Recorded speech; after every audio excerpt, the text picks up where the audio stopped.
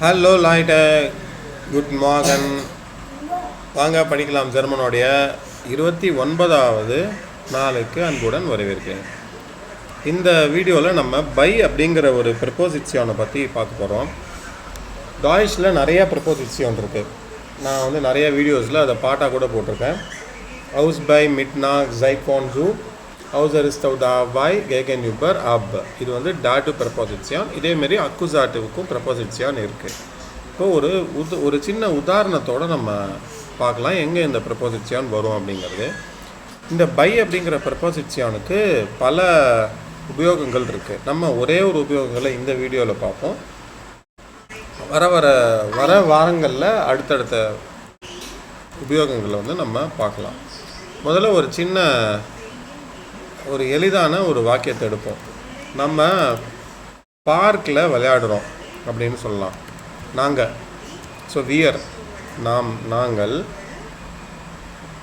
Verb ரெண்டாவது பொசிஷனில் வந்துடுமா? வெர்ப் வந்து ஸ்பீலன் அப்படிங்கிறது தான் இங்கே வெர்ப். அப்போ வியர் ஸ்பீலன் பார்க்.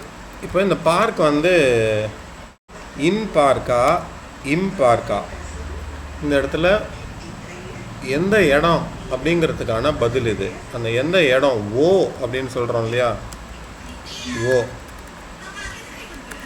ஓ அப்படிங்கிற கேள்விக்கான பதில் வர்றதுனால இது வந்து டாட்டிவில் வரும்.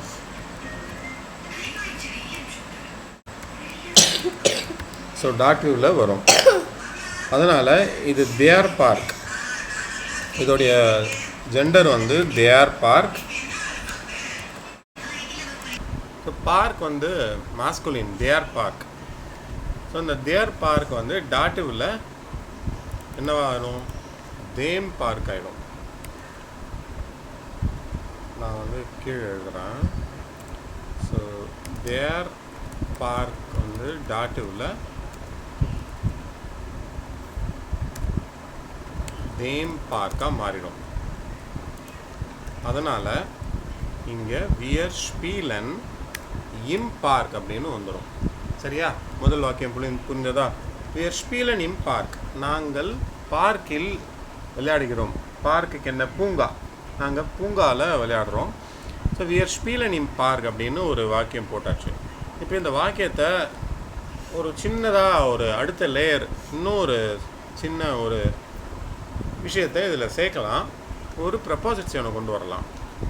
இப்போது வெதர் நல்லா இருந்ததுன்னா, அதாவது வானிலை நல்லா இருந்ததுன்னா நம்ம வந்து இந்த பார்க்கில் விளையாடுவோம் அப்படின்னு நம்ம சொல்லுவோம். பார்க்கில் விளையாடுவேன் எப்போ? ஏதோ ஒன்று நம்ம மழை இல்லாமல் இருந்ததுன்னா, அதாவது வெதர் நல்லா இருந்ததுன்னா நாங்கள் பார்க்கில் விளையாடுவோம் அப்படின்னு இதை நம்ம மாற்றலாம். அப்போது வியர் ஸ்பீலன் இன் பார்க், வெதரோடைய ஆர்டிக்கல் என்ன? தஸ் வெதர். இப்போ தஸ் வெதர் தெரிஞ்சிடுச்சு. வியர் ஸ்பீலன் இன் பார்க் நம்ம என்ன சொல்லணும்? இப்போ இந்த ஓ டாட்டிவ்லாம் எடுத்துடுறேன், உங்களுக்கு புரிஞ்சிருக்கும்னு நினைக்கிறேன். வியர் ஸ்பீலன் இன் பார்க் தஸ் வெதர்னு போடலாம். இப்போ இது தப்பு, இந்த வாக்கியம் தப்பு. நம்ம கொஞ்சம் கொஞ்சமாக இதை பில்டு பண்ணி நம்ம சரியாக்கலாம். வியர் ஸ்பீலன் இம் பார்க் ஷோனன் வெதர்.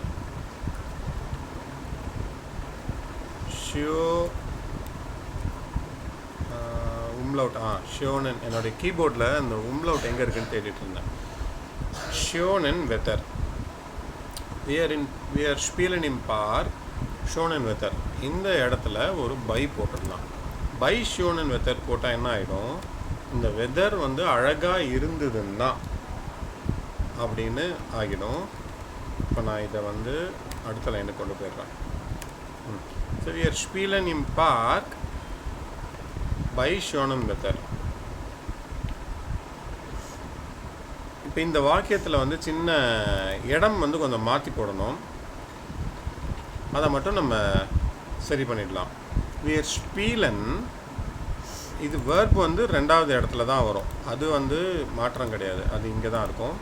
வியர் ஸ்பீலன் பை ஷோனம் வெதர் இம் பார்க் இப்படி வந்துடும். வியர் ஸ்பீலன் பை ஷோனன் வெதர் பை ஷோனம் வெத்தர், ஏன்னா இது வந்து மன்னிக்கவும், இது வந்து பை வந்ததுனால இங்கே டாட்டிவ், பை ப்ளஸ் டாட்டிவ்னு சொன்னோன்னா பை ப்ளஸ் பை வந்ததுன்னா டாட்டிவ் வந்துடும். So wir spielen bei schönem Wetter im Park. இப்போது இந்த வாக்கியத்தை நம்ம இந்த மாதிரி மாற்றி எழுதலாமான்னு நீங்கள் கேட்கலாம். அடுத்தது அதையே நான் இப்போ மாற்றி காமிச்சிடுறேன். இது சரியான வாக்கியம்தான். இப்போ பை ஷோனம் வெத்தர் அப்படின்னு நம்ம ஆரம்பிக்கலாம். அதுவுமே சரியான வாக்கியம்தான். அப்படி நம்ம எழுதி பார்த்துருவோம்.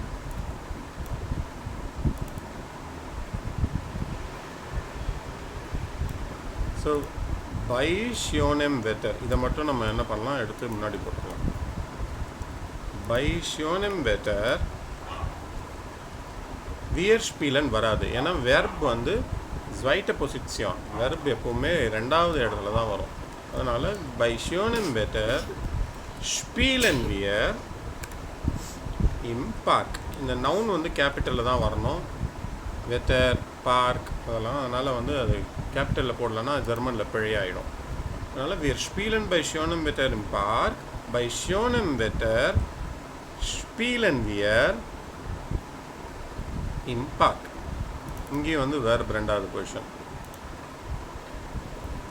இப்போ என்ன விளையாடுறோன்னு சேர்க்கணும் அப்படின்னா நம்ம இங்கே சேர்த்துக்கலாம். wir spielen bei schönem Wetter Volleyball im Park. Bei schönem Wetter spielen wir Volleyball im Park. சரியா? இது மாதிரி இந்த வாக்கியத்தை இன்னும் கொஞ்சம் கொஞ்சமாக நீங்கள் வந்து பெருசாக்கிட்டே போகலாம். நம்ம பேசிக் வந்து சிம்பிள், பேசிக்கானது இந்த ஃபண்டமெண்டல் வந்து எளிதானது. வேர்ப் ரெண்டாவது இடத்துல வரும், பை வந்ததுன்னா டாட்டிவ் வந்துடும். அதே மாதிரி இந்த எங்கே அப்படிங்கிற பதில், ஓ அப்படிங்கிற பதில் வந்ததுனால அது வந்து டாட்டிவ்க்கு மாறிடும். அதனால தான் இங்கேயுமே டாட்டிவ், பை ப்ளஸ் டாட்டிவ், இங்கேயுமே வந்து இன் ப்ளஸ் டாட்டிவ். இன் தேம் பார்க், தேர் பார்க் வந்து இன் தேம் பார்க்காக மாறிடுச்சு. இப்போ இதே மாதிரி நம்ம வேற ஒரு வாக்கியம் எழுதலாம். பை என்ன சொல்லலாம், மழை வந்ததுன்னா நான் வந்து பார்க்கில் விளையாடுவேன், இல்லைனா வீட்டில் இருப்பேன்னு சொல்லலாமா? பை ரேகன் பிளைபன் வியர் டு ஹவுஸை, அந்த வாக்கியத்தையும் எழுதிடலாம். பை ரேகன் மழை வந்ததுன்னா பை ரேகன் பிளைபன் வியர் டு ஹவுஸை. Bei Regen bleiben wir zu Hause. இப்போ நம்ம A1 A2ல படிக்கும்போது, A1 A2ல படிக்கும்போது நம்ம நிறையா கடந்து வர வாக்கியம் வந்து Ich wohne bei meinen Eltern அப்படின்னு ஒரு வாக்கியத்தை படிப்போம். அது வந்து நம்ம அடுத்த வீடியோவில் பார்க்கலாம். அந்த வாக்கியத்தை மட்டும் இப்போ எழுதிடுறேன். Ich wohne bei meinen Eltern. Ich wohne bei meinen Eltern. நான் வந்து என்னுடைய பேரண்ட்ஸோட, என்னுடைய பெற்றோர்கள் கூட இருக்கிறேன். ஸோ இந்த இடத்துல பை வந்து கூட, நான் யார் கூட இருக்கேன் அப்படின்னு சொல்லும்போது இங்கே பை வரும். இந்த இடத்துல நம்ம பை வந்து இந்த நிகழ்ச்சி நடந்ததுன்னா நான் வந்து என்ன பண்ணுவேன், இது பண்ணுவேன்.